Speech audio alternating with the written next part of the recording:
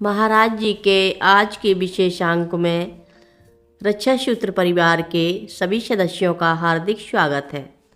बाबा जी के भक्तों को राम राम।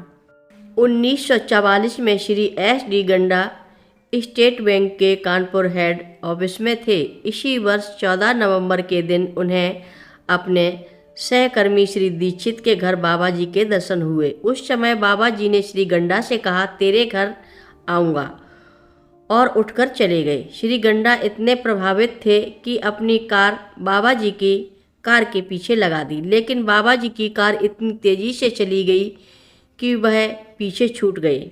लेकिन बाबा जी के दर्शन की लालसा बराबर बनी रही। कुछ समय बाद बाबा जी लखनऊ पहुँचे। श्री गंडा को पता लगा। वे अपनी पत्नी को साथ लेकर लखनऊ उनकी भाभी के घर गए और बाबा जी के बारे में खोजबीन शुरू कर दी। पता लगा महाराज जी सूरज नारायण मेहरोत्रा के घर हैं। दूसरे दिन श्री गंडा अपनी पत्नी और उनकी भाभी के साथ श्री मेहरोत्रा जी के घर गए। बाबा जी ऊपर के कमरे में विराजमान थे और भक्तों की भीड़ लगी थी। गंडा और उनके साथ के लोग बाहर ही खड़े थे।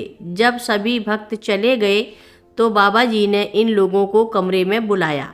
सबसे पहले बाबा जी ने श्री गंडा से कहा, तू जो चाहता है मांग ले। श्री गंडा ने केवल आशीर्वाद की कामना की। फलस्वरूप उनके ऊपर बाबा जी की कृपा हमेशा बनी रही। वे फिर भाभी से बोले, तू अपने पति के बारे में व्यर्थ चिंता किया करती है, चिंता छोड़ दे, सब ठीक हो जाएगा। अंत में वे श्री गंडा की पत्नी से बोले, तू पहले से ही सोच कर आई है, पूछ क्या पूछना चाहती है। लेकिन वे चुप रहीं। बाबा जी ने बार बार पूछा, फिर भी कुछ नहीं बोली। तो बाबा जी ने कहा, अच्छा तेरे घर आकर मिलेंगे तब बताना। कुछ दिनों बाद कानपुर में डॉक्टर दीक्षित के घर महाराज जी का आगमन हुआ। श्री गंडा वहाँ से बाबा जी को अपने घर ले गए। महाराज जी के स्वागत की तैयारी बाहरी कमरे में की गई थी, किंतु वे उधर मुड़े भी नहीं और बोले, तेरे कमरे में बैठेंगे। फिर वे आगे आगे चलने लगे, जैसे इस घर में सुपरिचित हों। श्री गंडा का परिवार उनके पीछे था। बाबा जी जाकर पूजा गृह में बैठ गए। श्री गंडा की पत्नी को बुलवाया। उनकी पत्नी आकर बाबा जी के सामने बैठी तो उन्होंने सवाल किया, क्या पूछना चाहती है। वे आज भी चुप्पी साधे रहीं। फिर बाबा जी ने उनके मन में आए प्रश्नों का उत्तर देना शुरू किया और 10 मिनट तक बोलते ही रहे। अंत में बाबा जी बोले, यदि कुछ रह गया हो तो बताओ।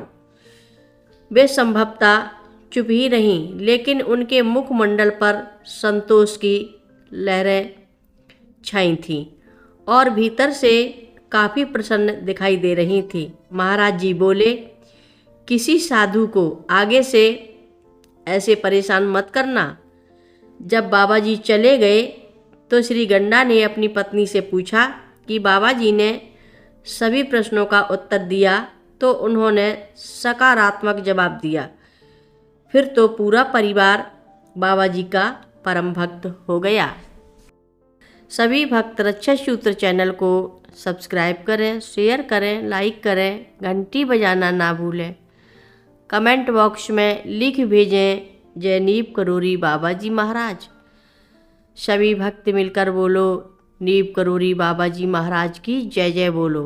सिद्धि माता की जय जय बोलो। जय श्री राम बोलो।